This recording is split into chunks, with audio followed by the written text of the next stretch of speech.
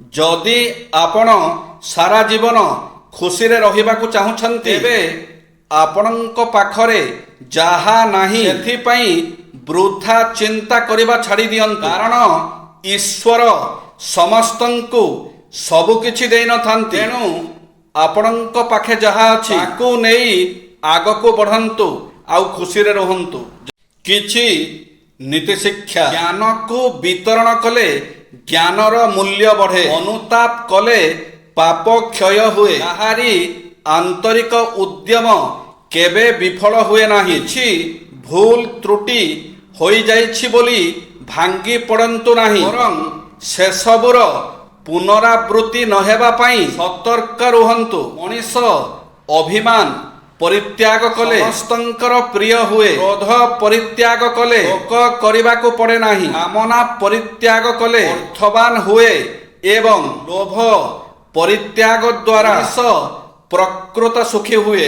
ହାତେ ମାପି ଚାଖଣ୍ଡେ ଚାଲିବା ସବୁବେଳେ ନିରାପଦ। ଅହଙ୍କାର ପ୍ରାଣରେ ବଡ଼ ଆଘାତ ଦିଏ। ନିଜର ପ୍ରଶଂସା ନିଜେ ଗାଇ ବୁଲିବା ବୁଦ୍ଧିମାନର କାର୍ଯ୍ୟ ନୁହେଁ। ଯାହା ପ୍ରତି ସନ୍ଦେହ ଅଛି ତାକୁ କାମରେ ଲଗାଅ ନାହିଁ। ଅନ୍ଧ ବିଶ୍ୱାସକୁ ହୃଦୟରେ ସ୍ଥାନ ଦିଅ ନାହିଁ। ବନ୍ଧୁର ଋଣ ପ୍ରତି ଅବହେଳା ପ୍ରଦର୍ଶନ କରନ୍ତୁ ନାହିଁ।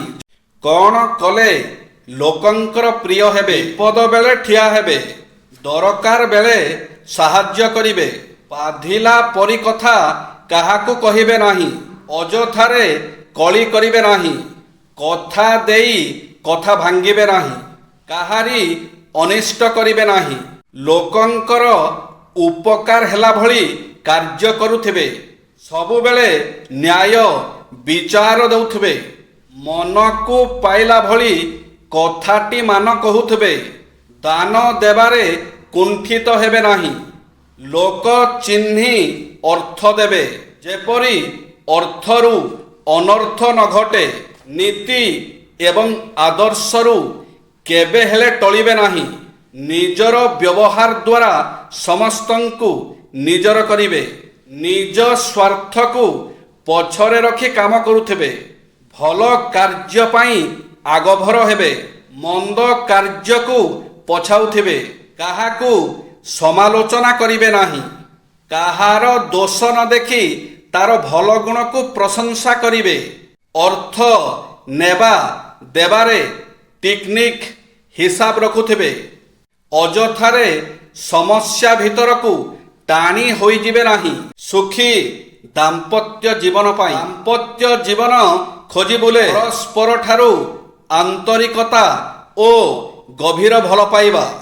କିନ୍ତୁ ପାରସ୍ପରିକ ବୁଝାମଣାରେ ଅତିକ୍ରମ ଏଥିରେ ଘୋର କ୍ଷତି ପହଞ୍ଚାଇଥାଏ। ଏହି ବୁଝାମଣାର ସ୍ତରଟି ଯେଉଁ ଦମ୍ପତିଙ୍କ କ୍ଷେତ୍ରରେ ଏତେ ଉନ୍ନତ, ସେହି ସମ୍ପର୍କ ସେତିକି ଅତୁଟ ଓ ସୁଦୃଢ଼ ହୋଇଥାଏ। ବୁଝାମଣାର କେଉଁ କେଉଁ ସ୍ତର ଦେଇ ଦମ୍ପତି ନିଜକୁ ଗତି କରାଇଲେ ଦାମ୍ପତ୍ୟ ଜୀବନ ସୁଖମୟ ହେବ, ସେ ସମ୍ପର୍କରେ ସବିଶେଷ ମହତ୍ୱପୂର୍ଣ୍ଣ ସୂଚନା। ନିଜ ପତ୍ନୀଙ୍କୁ କେବେ ବି ଖରାପ କୁହନ୍ତୁ ନାହିଁ କି ତାଙ୍କର ନିନ୍ଦା ଗାନ କରନ୍ତୁ ନାହିଁ।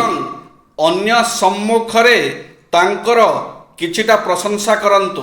ଝିଅମାନେ ମାର ଶାଢ଼ୀ ପିନ୍ଧି ସଜେଇ ହୁଅନ୍ତି, କାହିଁକି ନା ମାର ଶାଢ଼ୀ ଆଲମାରି ଫୁଲ। କିନ୍ତୁ ପୁଅମାନେ କେବେ ବାପାର ପ୍ୟାଣ୍ଟ ସାର୍ଟ ପିନ୍ଧିବାକୁ ପାଆନ୍ତି ନାହିଁ, କାହିଁକି ନା ବାପାଙ୍କର ପ୍ୟାଣ୍ଟ ସାର୍ଟ ଆଲମାରି ଖାଲି। ଖଣ୍ଡେ ଦିଖଣ୍ଡରେ ବାପାଙ୍କର ଜୀବନ କଟି ଯାଉଛି।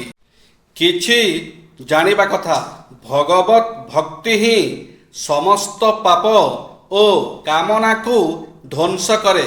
ଆତ୍ମସଂଯମ ହିଁ ସର୍ବୋତ୍କୃଷ୍ଟ ପ୍ରତିଜ୍ଞା। ଈର୍ଷାନ୍ୱିତ ହୁଅନ୍ତୁ ନାହିଁ। ମିଥ୍ୟା ଅଭିଯୋଗର ବିବରଣୀ ଦିଅନ୍ତୁ ନାହିଁ। ମିଥ୍ୟା କୁହନ୍ତୁ ନାହିଁ, ତାହେଲେ ସୁଖ ପାଇବେ। ମଣିଷ ଭିତରେ ଆଧ୍ୟାତ୍ମିକ ବଳ ନ ଆସିଲେ ତାର ଶାରୀରିକ ଅଭାବ ଗୁଡ଼ିକ ଠିକ ରୂପେ ପୂରଣ ହୁଏ ନାହିଁ। ଜୀବନ ସମୁଦ୍ର ମଧ୍ୟରେ ମାଳ ସଦୃଶ ସୁଖ ଓ ଦୁଃଖ ପ୍ରବାହିତ ହୁଅନ୍ତି। ସମସ୍ତଙ୍କର ହୃଦୟ ଜୟ କଲେ ରାଜ୍ୟ ଜୟ ସୁନିଶ୍ଚିତ। ହୃଦୟରେ ପବିତ୍ରତା ଓ ବିଶୁଦ୍ଧତା ଥିଲେ ଈଶ୍ୱରଙ୍କୁ ଲାଭ କରି ହୁଏ ଓ ଉପଲବ୍ଧି କରି ହୁଏ। ଯାହାଙ୍କର ହୃଦୟରେ ଘୃଣା ନଥାଏ ସେ ଜଣେ ମହାନ ଯୋଗୀ। ଯେ ବାରମ୍ବାର ଆତ୍ମସମର୍ପଣ କରେ ଭଗବାନଙ୍କର ଆଶୀର୍ବାଦ ଲାଭ କରେ।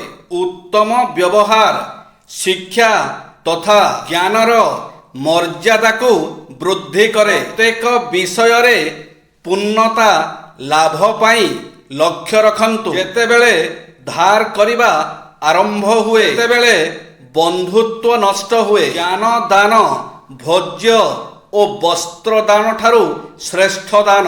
ଜ୍ଞାନ ହିଁ ମୃତ୍ୟୁ ଏବଂ ଜ୍ଞାନ ହିଁ ଜୀବନ। ଉପାୟ ଅପବିତ୍ର ହୋଇଗଲେ ସିଦ୍ଧି ମଧ୍ୟ ଅପବିତ୍ର ହୋଇଥାଏ।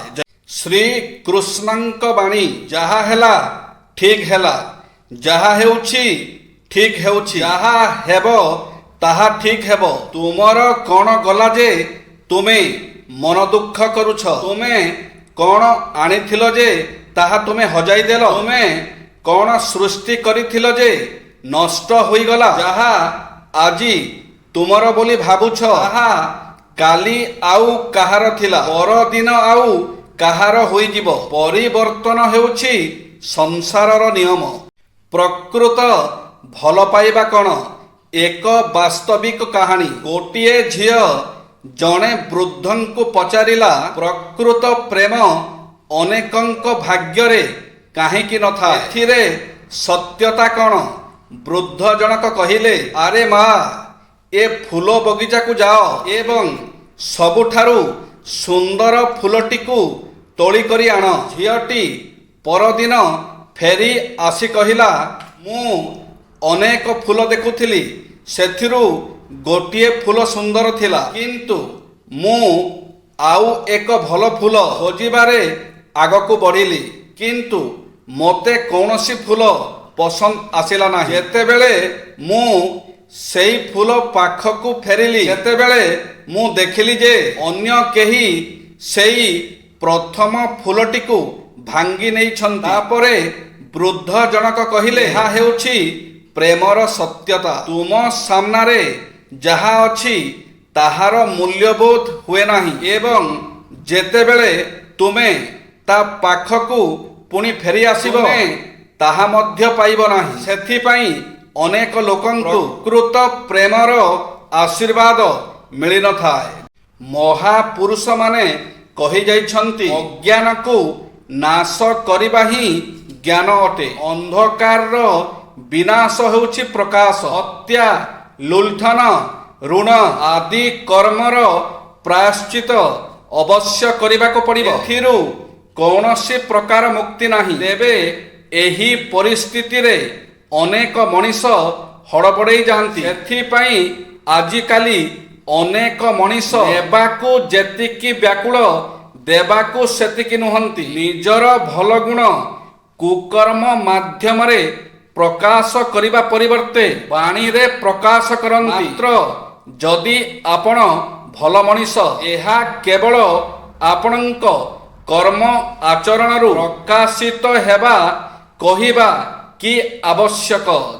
ଜୀବନରେ କେବେ ତାଙ୍କୁ ଭୁଲି ଯାଆନ୍ତୁ ନାହିଁ, ଯିଏ ଆପଣଙ୍କୁ ସବୁଦିନେ ସବୁ ସମୟରେ ମନେ ପକାଉଥାଏ। ଯିଏ ଆପଣଙ୍କୁ ସବୁଦିନ ସବୁ ସମୟରେ ମନେ ପକାଉଥାଏ ଆଉ ତା ନିଜଠୁ ବି ଅଧିକ ଭଲ ପାଉଥାଏ। କେବେ ତାଙ୍କୁ କନ୍ଦାଅ ନାହିଁ, ଯିଏ ଆପଣଙ୍କୁ କାନ୍ଦୁଥିବାର ଦେଖି ନିଜେ କାନ୍ଦି ପକା। ଏତେ ଭଲ ପାଉଥିବା ମଣିଷ ଯଦି ଆପଣଙ୍କ ପାଇଁ ଦୁଃଖ ପାଏ ପରେ ଆପଣ କ'ଣ ତାଙ୍କୁ ଭୁଲି ଯାଇପାରିବେ? ଜୟ ଶ୍ରୀ ଜଗନ୍ନାଥ।